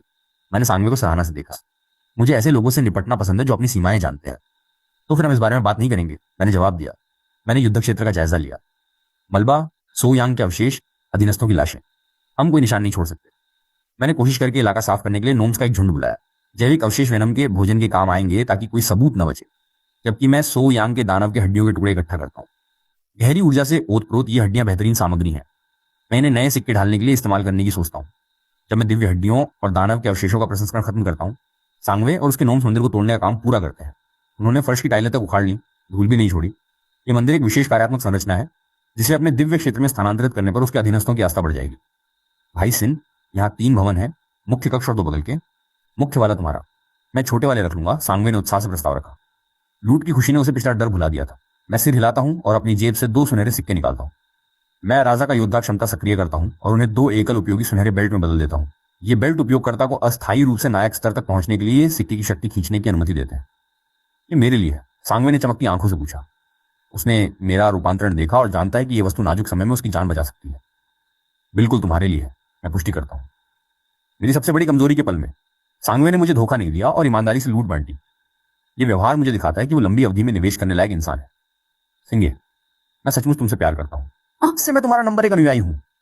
सांगवे पूरी तरह भावुक होकर दोनों बेल्ट संभाल लेता है। ये चीजें न सिर्फ जबरदस्त है बल्कि ताकतवर भी। दिखावे के लिए अनिवार्य औजार है। मेरे हाथों में अभी भी 7 विशेष सिक्के बचे हैं। 5 दिव्य शक्ति के सिक्के हैं। इन्हें सिक्का राजा की बेल्ट के साथ इस्तेमाल करने पर मैं दिव्य अवस्था में प्रवेश कर सकता हूँ, जो एक मास्टर जीवन सत्ता के बराबर ताकत देती है और किसी भी नुकसान को झेलने के लिए दिव्य शक्ति बुलाने की क्षमता प्रदान करती है। बाकी 2 रक्त सागर के सिक्के हैं। इन्हें बेल्ट के साथ मिलाने पर मैं खूनी समुद्री अवस्था में पहुंच जाता हूँ। एक मरे हुए प्रभु की शक्ति प्राप्त करके मुझे पाताल की साइंस और प्राचीन हड्डियों की शक्ति में हेरफेर करने की अनुमति मिलती है। दोनों तरह के सिक्कों के अलग अलग प्रभाव हैं जो मुझे विभिन्न परिस्थितियों का सामना करने देते हैं और सिक्का राजा की बेल्ट में मेरी रुचि बढ़ाते हैं। अभी बेल्ट स्तर 1 का है और रूपांतरण के लिए केवल एक विशेष सिक्का एकीकृत करने की अनुमति देता है। अगर मैं स्तर 2 तक पहुंचा तो मुझे एक साथ 2 विशेष सिक्के एकीकृत करने में सक्षम होना चाहिए। जमीन के इस छोटे से हिस्से को पूरी तरह लूटने के बाद सांगवे और मैंने बाकी की खोज जारी न रखने का फैसला किया और भगवान के डोमेन में लौटने का चुनाव किया। हालांकि जाने से पहले मैंने इस सच्चे देवता के खंडहर के निर्देशांक एक सशुल्क पहुंच के जरिए फैलाने का फैसला किया ताकि परित्यक्त सोने की खान के क्षेत्र का कोई भी खिलाड़ी उन्हें प्राप्त कर सके। ये करने के बाद सांगवे और मैं टेलीपोर्ट हो गए। हमारे जाने के 10 मिनट बाद यान नॉन अपने परिवार के जरिए लाए गए सुदृढ़ीकरण के साथ खंडहरों में घुस गया। कजिन, मैं तुम्हारी मदद के लिए लोग ले आया हूँ। कजिन, तुम कहाँ हो? यान ने सोल यान को संदेश भेजे और उसका स्थान पूछा, लेकिन कोई जवाब नहीं मिला। बिना किसी विकल्प के यान ने अपने सुदृढ़ीकरण को आदेश दिया, खोजो, हर हाल में मेरे कजिन को ढूंढो। जैसे ही मैं भगवान के डोमेन की सभ्यता में वापस आया, मुझे भारी मात्रा में सूचनाएं मिली। 100 से अधिक खिलाड़ियों ने सच्चे देवता के खंडहर के निर्देशांक के लिए भुगतान किया और संख्या बढ़ती जा रही थी। हालांकि ये आय खंडहरों के मुख्य क्षेत्र के मूल्य की तुलना में न्यूनतम है। मेरे पास कोई और चारा नहीं था। मेरी वर्तमान कमजोरी की हालत में वहां रुकना निश्चित मृत्यु होती। इसके अलावा खंडहरों में जितने ज्यादा लोग घुसेंगे, सांगवे और मुझ पर उतना ही कम संदेह होगा। सोमवार को स्कूल पहुंचते ही ट्यूटर यूफेंग ने मुझे दफ्तर बुलाया। अंदर जाकर मैंने सांगवे और जियान नॉन को एक दूसरे को नफरत से घूरते देखा। अंदर जियान नॉन के पीछे एक जोड़ा था। वो बहुत जवान लग रहे थे, हालांकि मैं नहीं बता सकता कितने। मेरे अंदर आते ही उनकी नजरें मुझ पर ऐसे गड़ गईं मानो कोई जानी दुश्मन देख रहे हो। उनके अलावा एक अधेड़ उम्र का आदमी जिसकी झूठी मुस्कान थी मेज के पीछे बैठा था। क्या सब आ गए? उस आदमी ने ट्यूटर यूफेंग से पूछा। वो जुआन कियान है, वर्तमान कार्यवाहक शिक्षा निदेशक। उन्हें मत भूलिए। मैंने सांगवे और चैन इन दोनों को बुलाया। यूफेंग ने आदरपूर्वक जवाब दिया। उस आदमी ने अपना परिचय दिया। शायद तुम मुझे न जानते हो, मैं वांगान हूँ, कार्यवाहक शिक्षा निदेशक। पिछली निदेशिका साओ लिंक ने अप्रत्याशित पारिवारिक कारणों से छुट्टी मांगी और मैं इस सेमेस्टर प्रभारी रहूंगा। वांग के शब्दों ने मुझे चौकन्ना कर दिया। मुझे याद है कि प्रत्यक्ष सोने की खान में जियान नॉन ने जिक्र किया था कि शिक्षण निदेशक उसका समर्थक है। अब लगता है साओ लिंक की छुट्टी कोई दुर्घटना नहीं बल्कि जियान नॉन के गुट की एक चाल थी। मैंने तुम्हें बुलाया क्योंकि मुझे लगता है तुम जानते हो कि तुम यहाँ क्यों हो। कबूल कर लो। याद रखो, सहयोग करने वालों पर दया और विरोध करने वालों पर सख्ती का सिद्धांत है। अगर तुम अपने दोष मान लो तो मैं नरमी बरत सकता हूँ, हांग ने आधिकारिक लहजे में कहा। अचानक मैंने उन्हें बीच में रोका। आदरणीय निदेशक वांग, हम निर्दोष हैं, ये अन्याय है। सांगवे ने तुरंत मेरा साथ दिया। हाँ, ये पूर्ण अन्याय ट्यूटर। ल्यू फेंग हमें डांटना चाहते थे, लेकिन वान ने उन्हें इशारे से रोका। तो बताओ, तुम क्यों कहते हो कि ये अन्याय है? हांग ने बर्फीली मुस्कान से पूछा। मैंने अपना सबसे अच्छा पीड़ित वाला चेहरा बनाया और कहा, सांगवे और मैं वीकेंड पर सोने की खान में काम करने गए थे, लेकिन हमारी मुठभेड़ हियान नॉन और उसके कजिन से हो गई। हियान ने डींग मारी कि उसका कजिन युद्ध अकादमी का एक उत्कृष्ट छात्र है और कहा कि वो हमें मार डालेगा। झूठ, मैंने ऐसा नहीं किया। हियान नॉन ने तुरंत प्रतिवाद किया, लेकिन उसकी भटकती नजर ने उसे इन बूढ़े चालाकों के सामने धोखा दे दिया। छात्र हियान नॉन, फिलहाल चुप रहो। चेन जारी रखो, हांग ने निर्देश दिया। मैंने आगे कहा, हम हियान नॉन के कजिन का मुकाबला नहीं कर सकते थे, तो हम भाग खड़े हुए और संयोगवश एक खंडहर में जा पहुंचे। लेकिन हियान नॉन और उसका कजिन तेजी से हम तक पहुंच गए। उसके कजिन ने अपनी ताकत का दुरुपयोग किया और हमें बुरी तरह पीटा। हम बमुश्किल अपनी जान बचाकर भाग पाए। सांगवे ने झट से जोड़ा, बिल्कुल ऐसा ही हुआ। शैतानी झूठ, तुमने ही हम पर अचानक हमला किया और खंडहरों का खजाना ले गए, जियान ने गुस्से से चिल्लाकर कहा। उसके पीछे वाले जोड़े ने मुझ पर तीखी और दुश्मनी भरी नजर डाली। ये बदनामी है, पूरी तरह बदनामी। मैंने रोज से चिल्लाकर कहा। क्या स्कूल मुझे नहीं जानता? मैं तीसरे साल का छात्र हूँ जिसने अभी अभी अपना क्रोध जगाया है और मेरे सेवक सबसे कमजोर साधारण वायर वर्ग है। कानान और उसके कजिन को जरा भी शर्म नहीं है। एक के पास पंख वाले ड्रैगन है और दूसरे के पास नरक के कुत्ते। दोनों ट्रांसेंडेंट श्रेणी के सेवक हैं। उन्होंने हमें मारने के लिए पीछा किया। मेरे और स्वयं के सेवकों को विनाशकारी नुकसान उठाना पड़ा। हमें तो पता भी नहीं कि हम अगली परीक्षा में भाग ले पाएंगे या नहीं। बेशर्म तो तुम हो। यहाँ नॉन गरजा, लेकिन उसके पीछे के आदमी ने उसे बैठने पर मजबूर किया। अरे लड़के, तुम्हारे पास अपनी बात का कोई सबूत है? उस आदमी ने ठंडी आवाज में पूछा। सबूत? सबूत तो मैं मांगू। ड्रैगन और नरक के कुत्ते मेरे वायर वर्म से 100 गुना ज्यादा ताकतवर है। यहाँ नॉन मुझ पर उन्हें पीटने का आरोप लगाता है। सबूत देना उसका काम है। मैंने पूर्ण रोष के साथ काम किया। निदेशक वान और ट्यूटर ल्यू फैंग ने एक दूसरे को देखा। मेरी बातों में दम था। वायर वर्म बहुत कमजोर होते हैं, चाहे कितना भी उत्परिवर्तित हो जाए। कोई भी सामान्य बुद्धि वाला जानता है कि वो ट्रांसेंडेंट प्रजातियों का मुकाबला नहीं कर सकते। ठीक है, चलो खंडहरों के खजाने के बारे में बात करते हैं। वांग ने जानबूझकर विषय बदलते हुए कहा। ये सुन, मैंने और ज्यादा गुस्सा होने का नाटक किया। ये जिक्र करके मेरा खून खौल उठता है। स्वयं मैंने वो खंडहर पहले खोजे, लेकिन जियान और उसका कजिन हमें लूटने आ पहुंचे। जब हम उनका सामना नहीं कर सके तो हमें खजाना छोड़कर भागना पड़ा। सांगवे ने जोड़ा, सही समय पर बचने के लिए मुझे अपने सैकड़ों ब्लैक आयरन गॉब्लिन बलिदान करने पड़े। निदेशक खान को हमें न्याय दिलाना चाहिए। जियान नॉन ने स्कूल के बारे में धमकाया और ये ऐसे नहीं चल सकता। मेरा पूरा शरीर और सिर दर्द कर रहा है। मैं मांग करता हूँ कि जियान नॉन मेरे चिकित्सा खर्चे भरे। मैं भी शिकायतों में शामिल हो गया। हमारे समन्वित प्रदर्शन ने हियान नॉन के आरोप को पूरी तरह भटका दिया। निदेशक वांग का सिर फटने लगा। उसने जियान परिवार का पैसा लिया था और उन्हें लाभ पहुंचाना चाहता था, लेकिन हमारा संस्करण बहुत सुसंगत था। पूछताछ में हमने केवल हियान नॉन के दोषों की पुष्टि कर दी, जिसने हांग को मुश्किल में डाल दिया। हियान नॉन टूटने की कगार पर था। मैं तुम दोनों को कुछ नहीं दूंगा और मेरे ड्रैगन्स का भी नुकसान होगा, और तुम मुझ पर आरोप लगा रहे हो। तुम एक कमीने हो। मैं और शोर मचाकर अपनी संदेश साफ करता रहा। हियान, अच्छे लोगों को कमीने। तुम अपने साथियों को धमकाते हो। तुम्हें शर्म नहीं आती? सांगवे चिल्लाया। अफरा तफरी फिर से बढ़ती देख जियान नॉन के पीछे का आदमी बोला, सब चुप रहो, मैं सिर्फ एक बात के लिए आया हूँ। सो यांग कहाँ है? सांगवे और मैंने एक दूसरे को देखा और खामोश रहे। तुम बोल नहीं रहे, ट्यूटर यूफैंग ने दबाव डाला। लेकिन अभी तो आपने हमें चुप रहने को कहा। मैंने बुदबुदाया और फिर सांगवे की तरफ मुड़ा। सो यांग वो कौन है? तुम्हें कुछ याद आता है? सांगवे ने सिर हिलाकर मना किया। कोई जानकारी नहीं, वो तुम्हारा कजिन है। तुम बॉटल मैसेज से बात करते हो। हमारी इस उपहास पर सू यांग का पिता अपना गुस्सा नहीं रोक सका, लगभग दहाड़ते हुए चिल्लाया, मुझे अभी बताओ, सू यांग कहाँ है? हमें नहीं पता, हमने एक स्वर में जवाब दिया, उसके ठिकाने के बारे में पूरी अनभिज्ञता का नाटक करते हुए। सोफू ने गुस्से से मेज पर मुक्का मारा। मैं जानता हूं तुम जानबूझकर छुपा रहे हो। मैं तुम्हें चेतावनी देता हूं, अगर मेरे बेटे को कुछ हुआ तो मैं तुम दोनों को अपनी जिंदगी से कीमत चुकाने पर मजबूर कर दूंगा।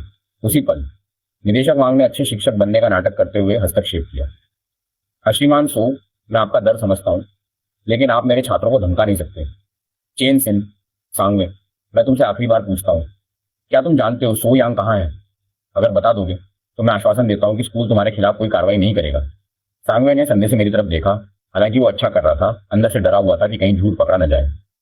मैंने उसे पुख्ता नजरें लौटाई और जवाब दिया, निदेशक, सचमुच हमें नहीं पता वो कहाँ है, और वैसे भी पीड़ित हम हैं। हमें लूटा गया, पीटा गया और हमने स्कूल से शिकायत तक नहीं की, और अब लगता है कि दोषी हम हैं। सांगवे ने मौका देखकर नाटकीय ढंग से रोना शुरू कर दिया। मैंने इतने सारे गॉब्लिन खो दिए और कोई मेरा बचाव नहीं करता, क्योंकि जियान नॉन पूछताछ के लिए लोग ले आता है। ये स्कूल बकवास है, मैं छोड़ रहा हूँ। जियान नॉन के पीछे की औरत, जो अब तक चुप थी, आखिरकार बोली, श्रीमान सो, प्रोफेसर लियान ठीक कहती हैं, ये दोनों अहम सुराग हैं, हम ऐसे हार नहीं मान सकते। लियान ने सोफू की तरफ देखा और जोड़ा, सो लियांग मेरा छात्र है, मैं उसकी क्षमताएं जानती हूँ। इन दोनों ने अभी अभी अपने क्रोध जगाए हैं। एक के पास वायर वर्म है और दूसरे के पास ब्लैक आयरन गॉब्लिन। कोई भी सो यांग के नरक के कुत्तों का मुकाबला नहीं कर सकता। मैंने तय किया कि अब जांच को भटकाने का निर्णायक चारा फेंकने का वक्त है। आप कहते हैं सो यांग गायब हो गया और हमसे पूछताछ करने आते हैं, लेकिन ये कौन गारंटी देता है कि वो खंडहरों का सारा खजाना हड़पने के लिए छुपने गया? बकवास। मेरा बेटा एक अनुकरणीय छात्र है, वो ऐसी नीच हरकत कभी नहीं करेगा। सोफू ने तुरंत बचाव किया। मैंने पलटवार किया, उसने 2 तीसरे साल के छात्रों को लूटा, और आपकी अनुकरणीय की परिभाषा थोड़ी अजीब है ना? अगर मैं सो लियान होता तो इतनी बड़ी लूट के साथ मैं भी यही करता, छुप जाता और जियान नॉन से बांटना नहीं पड़ता। जब सब खत्म हो जाए बस वापस आ जाऊं, मेरे शब्द। हालांकि एक सहज टिप्पणी की तरह लग रहे थे। उन्होंने सोफू और लियान को एक नया दृष्टिकोण दिया। अचानक कार्यालय का माहौल बदल गया। उन्होंने सोचना शुरू किया कि मेरी थ्योरी में दम है। निदेशक वान, ये देखकर कि और कुछ नहीं मिलेगा, ने हमें जाने दिया। ठीक जब हम दरवाजा पार करने ही वाले थे, लियान ने अचानक पूछा, चेन, तुम दोनों खंडहर खोजने वाले पहले थे, क्या तुम जानते हो निर्देशांक किसने फैलाई? मैंने हैरानी का भाव बनाया, जिसे फिर उदासी में बदल दिया। मुझे नहीं पता। ठीक है, तुम जा सकते हो, लियान ने हाथ हिलाते हुए कहा। हमारे बाहर जाने के बाद लियान ने बाकियों से कहा, हजारों खिलाड़ी खंडहरों में घुस चुके हैं। अगर सो यांग वहां छुपा है तो खजाने को लेकर किसी से भी उसका संघर्ष हो सकता था। उसकी शिक्षिका होने के नाते मैं ज्यादा से ज्यादा उसके लिए 1 साल की छुट्टी का अनुरोध कर सकती हूँ। सोफू अब मेरे झूठ से पूरी तरह आश्वस्त कि उसका बेटा लूट प्रसंस्कृत करने के लिए छुपा है, ने प्रोफेसर लियान को धन्यवाद दिया। आपकी मदद का शुक्रिया।